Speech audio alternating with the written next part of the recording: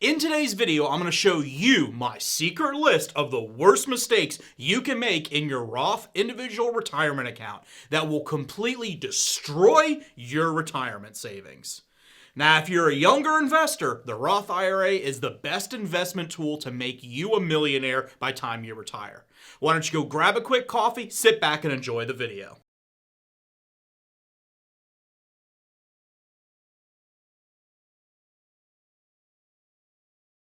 Hello, good morning, and welcome to Stephen Carlson Show. I'm Stephen Carlson. For anyone that is new here, I cover financial and entrepreneurial topics to help you grow your wealth.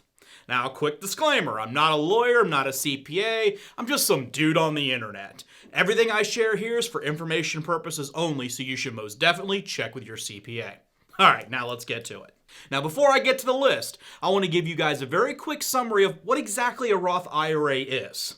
A Roth IRA is basically a specialized investment account that allows you to invest up to $6,000 per year, and all of the profits from these investments grow tax-free. You can buy stocks, mutual funds, ETFs, CDs. Heck, you can invest in a lot of different things within your Roth IRA.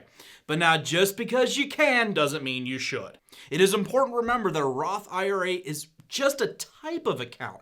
It's not an investment in and of itself. It's just another account. Honestly, kind of like how a checking or a savings are different types of accounts. With a Roth IRA, you can always take out the principal at any time without penalty. Now, to access the profit, you must wait either to your retirement or one of the IRS's pre-approved purchases, such as education, first-time home buyer, national disaster, etc. But honestly, in most cases, your best bet is to leave the money there for the long term. All right, now to the list. Number 4. Never buy penny stocks. I know never is a very strong word, but honestly, you probably should never buy penny stocks. Okay, now some of you are probably wondering, what the heck is a penny stock? A penny stock is a low-priced or, honestly, too good to be true priced stock. Usually they come with some sort of sales marketing gimmick like, if you could have only purchased Amazon at 15 cents, now's your chance. Buy now. You know, I get the lure of being able to purchase 10,000 shares of something priced at 20 cents a share. And then if it goes up to $1 or $2 or $3 or more, you're rich. Yes, hypothetically, this could happen. But honestly, it's about the same chance and likelihood of Taylor Swift walking into the studio right now and begging me to go out with her. Yes, it would be awesome, but come on, do you guys really think that would happen to me?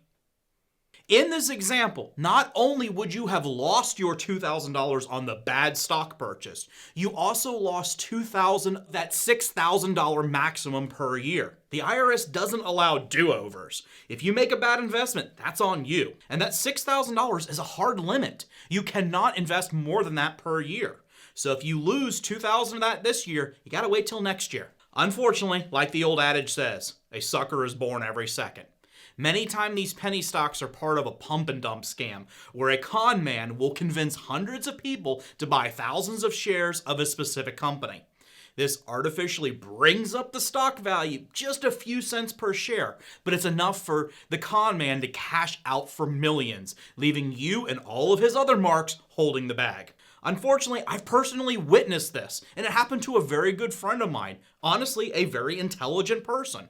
I tried to explain to him what was going on, but he was convinced. Conned out of $25,000 within one afternoon. Don't be that guy. Okay, I'm sure you're thinking, duh, I'm not that stupid. Okay, but keep in mind that very intelligent people are suckered by this every single day. All right, now that we've gotten that taken care of, let's get on to the next common mistake. Number 3, never put short-term bonds into your IRA. It is important to remember that IRAs are optimized for long-term investments, not short-term gains.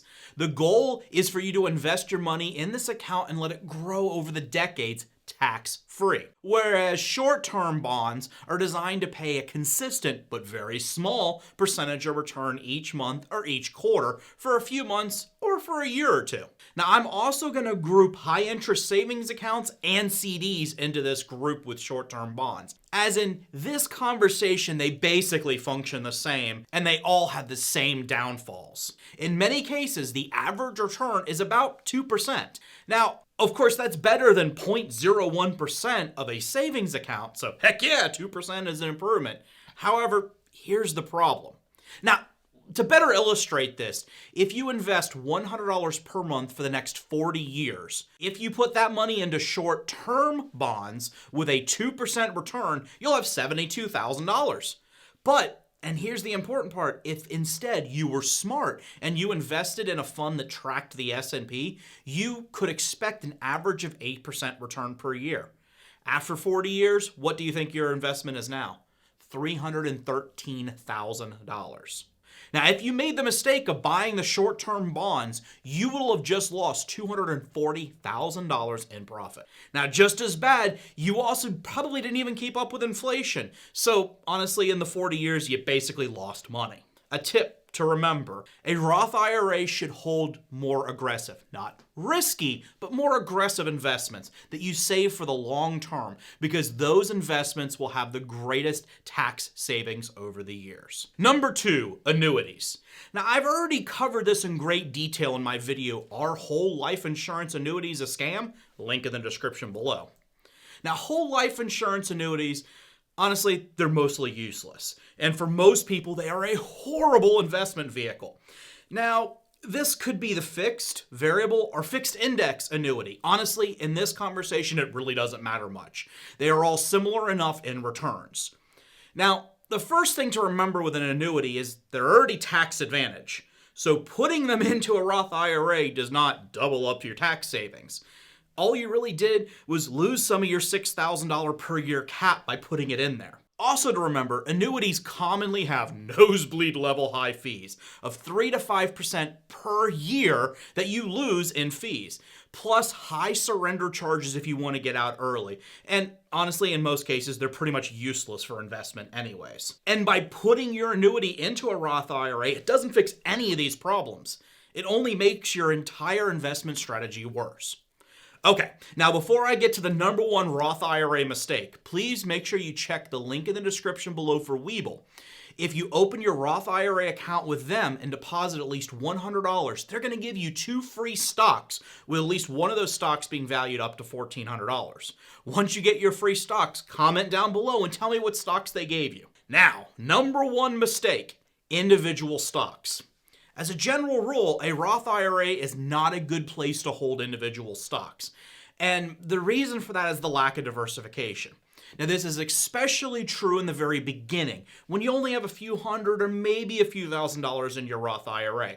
It's far too risky to invest this money into individual stocks, as statistically, they're much more likely to be volatile when you only have a single stock. Now, as your investments grow and you have a larger pool of money in there, you can diversify and say, hey, I really like Tesla, or maybe I really like Apple, or maybe I really like Amazon. So you can purchase individual stocks in there.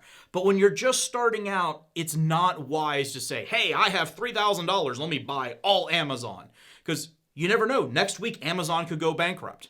It's not very likely, but honestly, it's not worth risking all your money in that one stock. A better option, at least in my opinion, remember, I'm just some dude on the internet, is to invest in ETFs that track the S&P. And you can also get some that track specific sectors. For example, the iShares Corp S&P 500 ETF. That's ticker symbol IVV.